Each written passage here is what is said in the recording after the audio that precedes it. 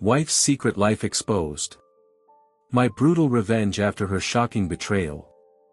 You won't believe what I did next. Throw away for obvious reasons.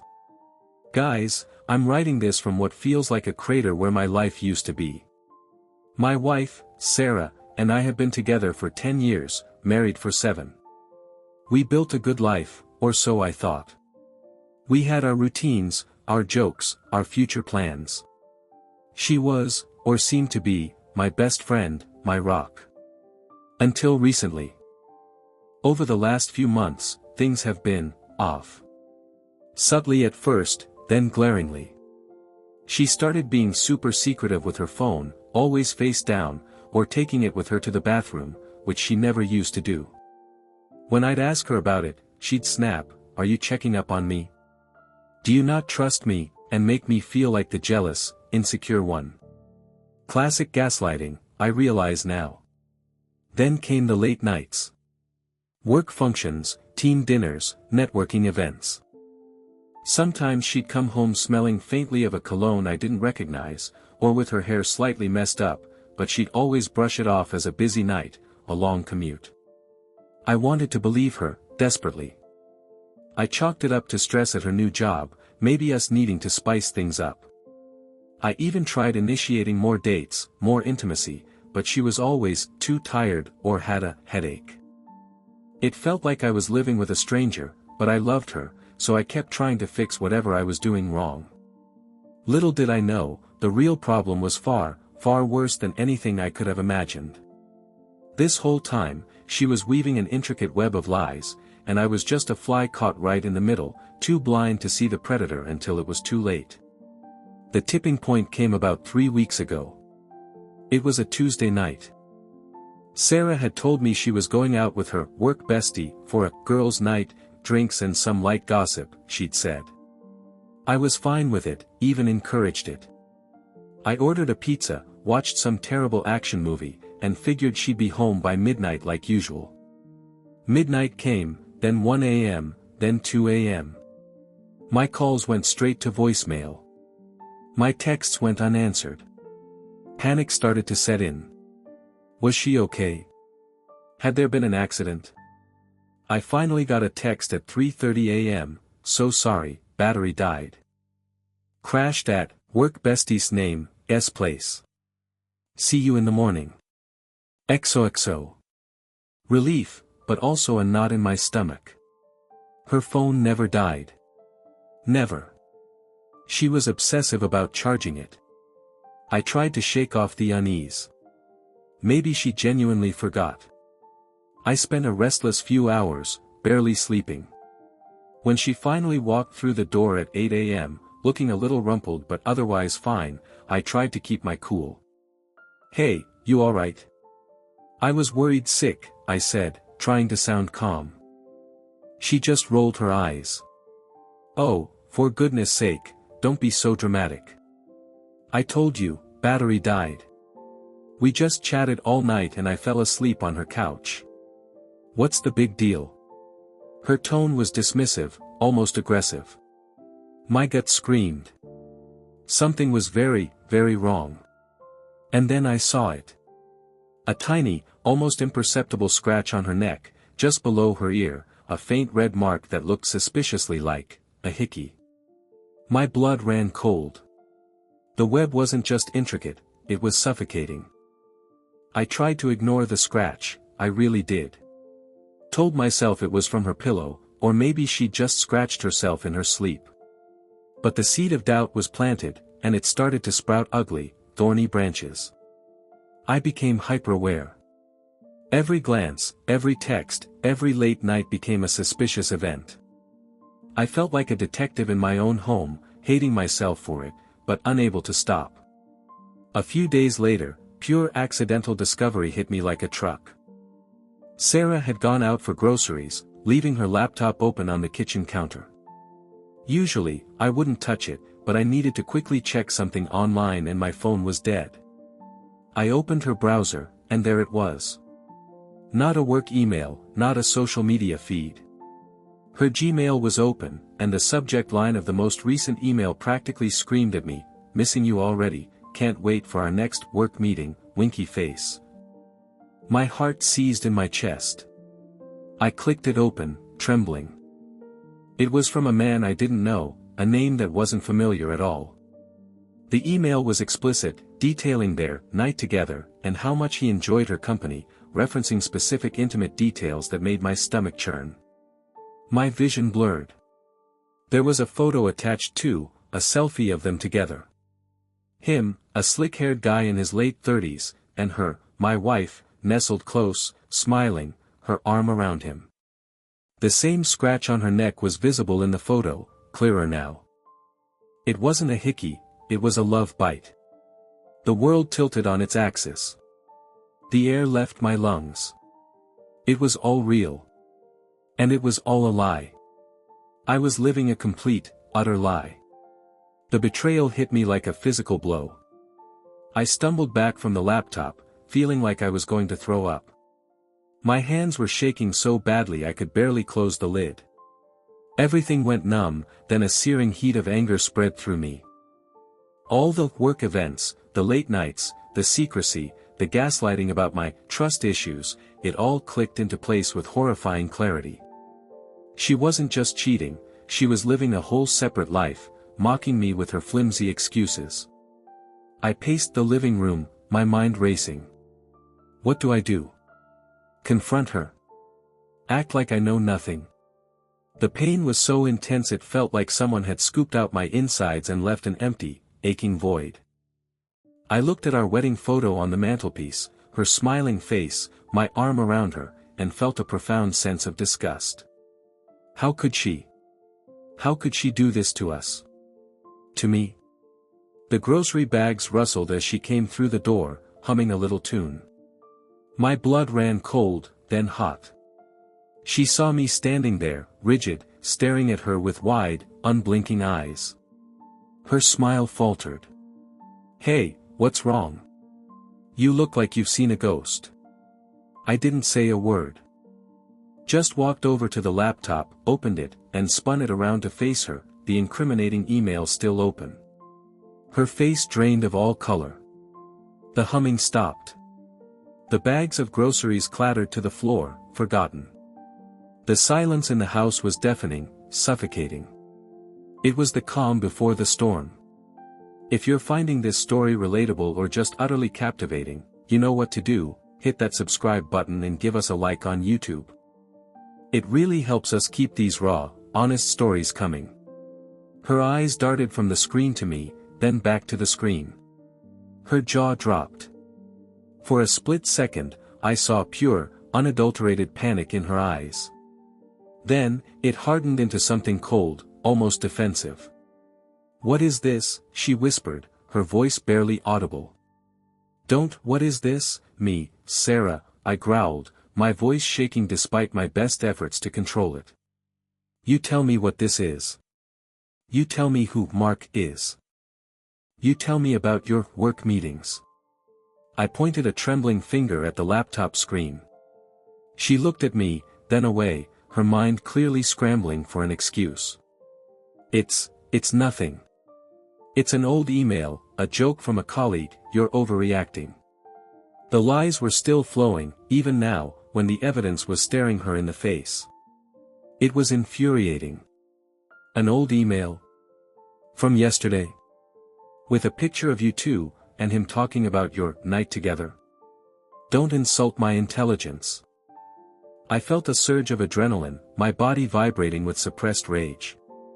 She tried a different tactic. Okay, fine. It was a mistake. A one-time thing. I was stressed, you've been so distant, I felt neglected. Neglected? I practically yelled, cutting her off. I've been busting my ass, trying to make us work. Trying to connect with you when you've been pushing me away. Is that why you kept calling me jealous? So you could feel less guilty about screwing some random dude behind my back. She started to cry, fake tears, I was sure of it now. It's not like that. Please, let me explain. I swear, I'll never do it again. Her performance was Oscar-worthy, but I was beyond fooled. The sheer audacity of her lying even in the face of absolute proof was sickening. The woman I thought I knew, the woman I married, was a complete stranger. A deceitful, manipulative stranger.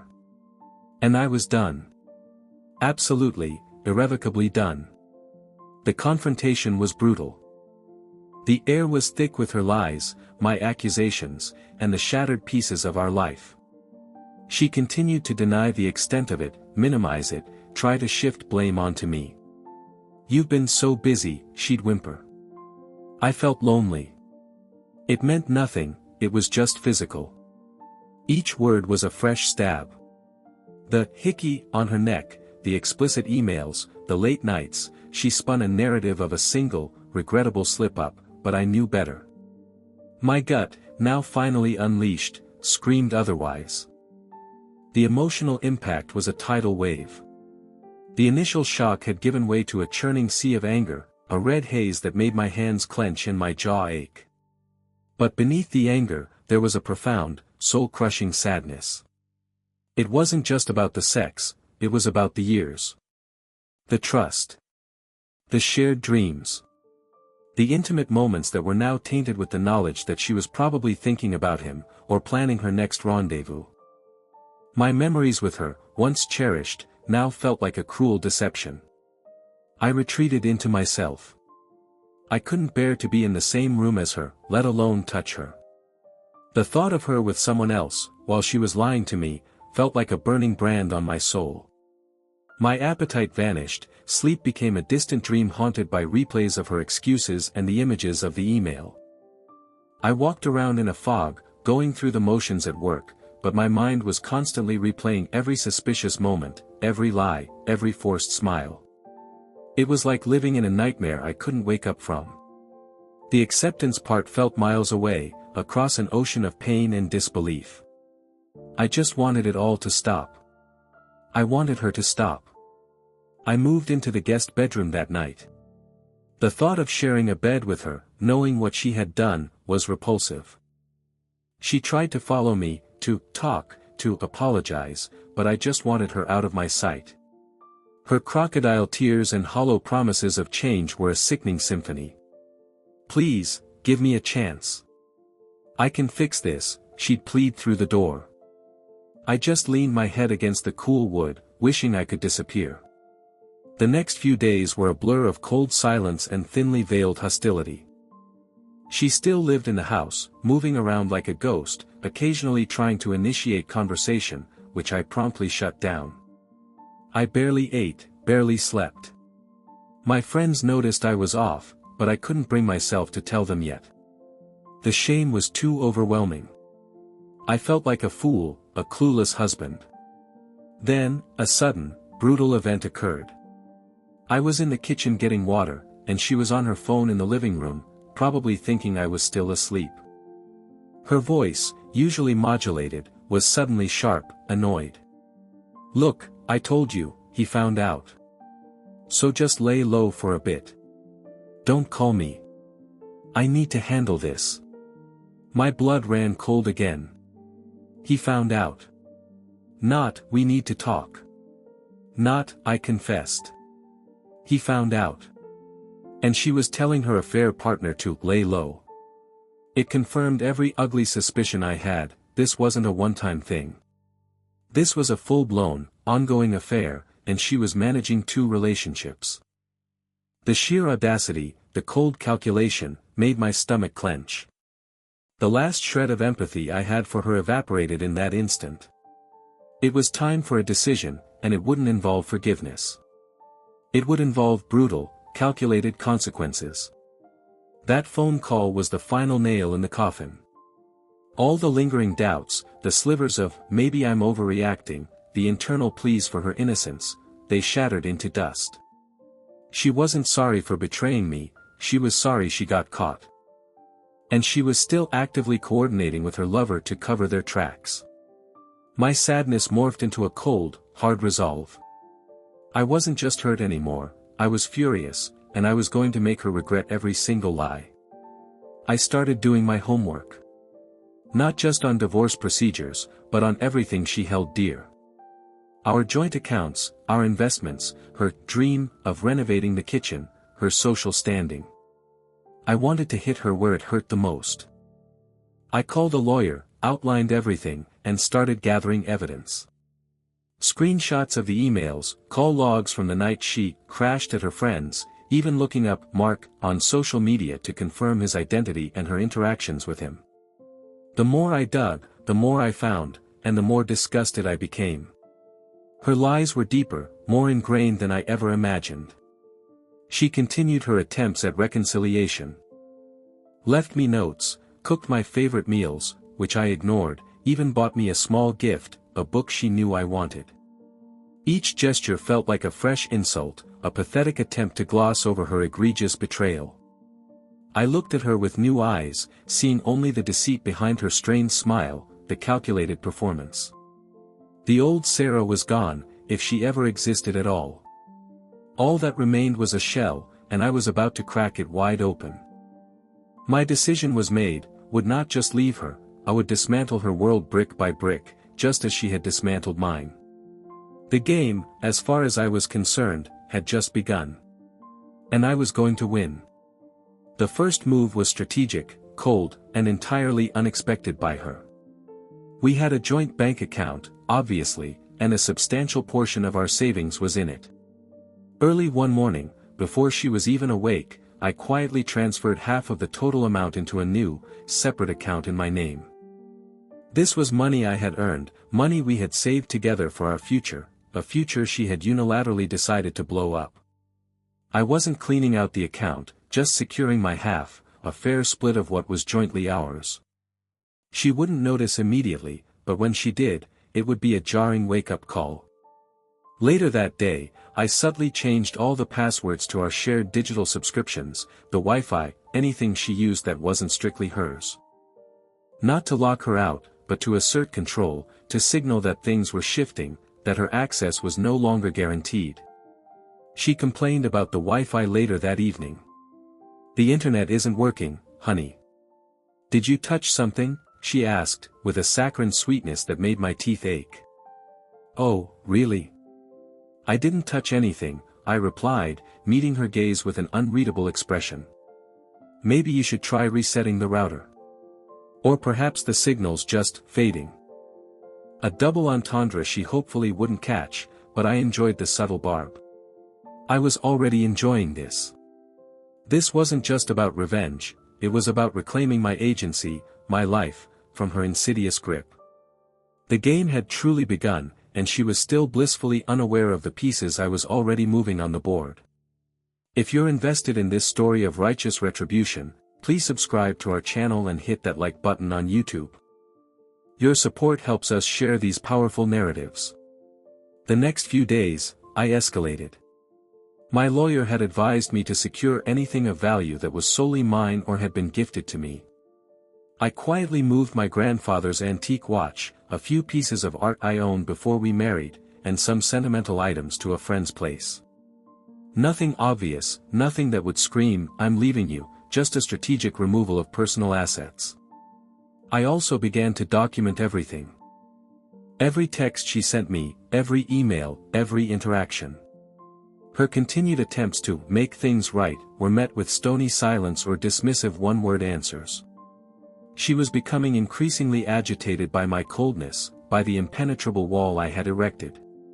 "What's wrong with you?" she'd demand. "Why are you acting like this? We need to talk." One evening, a particularly sudden and brutal event occurred. She cornered me in the hallway, grabbing my arm.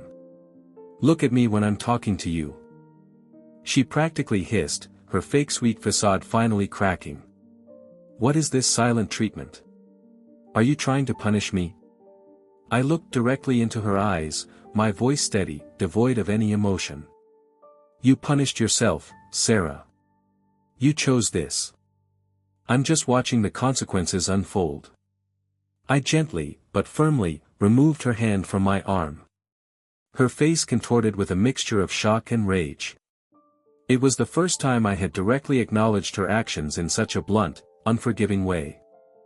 The mask she wore, the innocent victim act, was slipping, and the real bitch underneath was starting to show.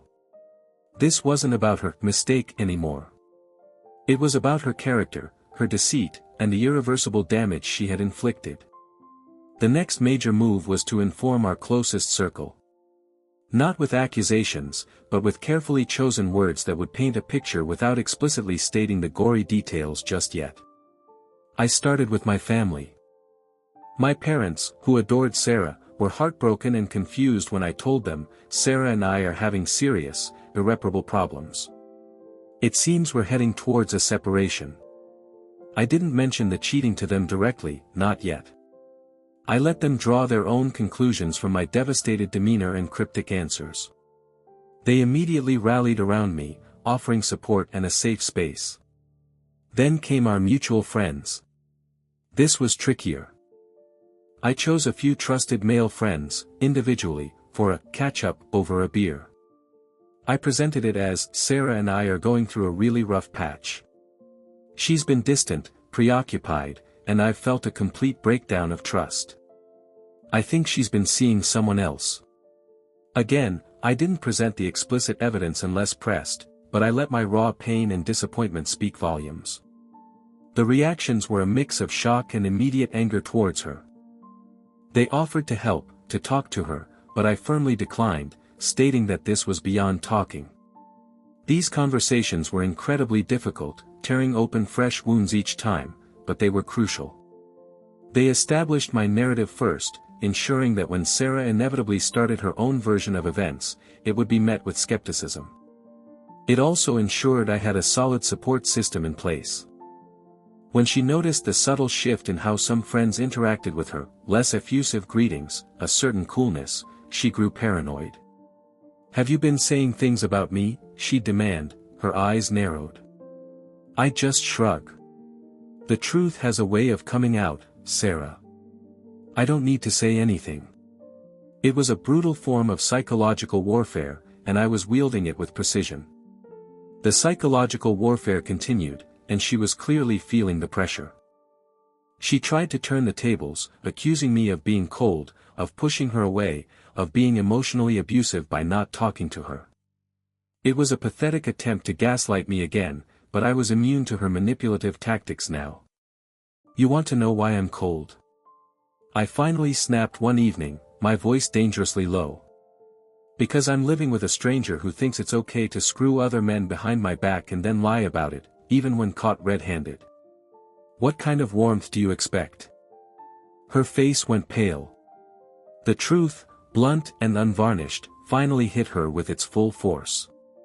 She started to sob, real tears this time, I think.